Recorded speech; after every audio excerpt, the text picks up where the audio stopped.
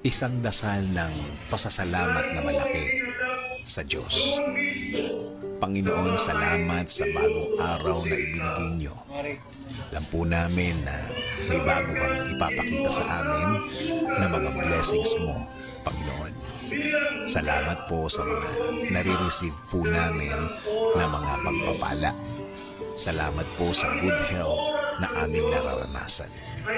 Salamat po sa patuloy na proteksyon na ibinibigay niyo sa amin at sa aming pamilya. Salamat din po sa panggaling ng aming ibang miyembro ng aming pamilya. Kasabay din po ng proteksyon na hindi na sila magkakasakit ulit, Panginoon.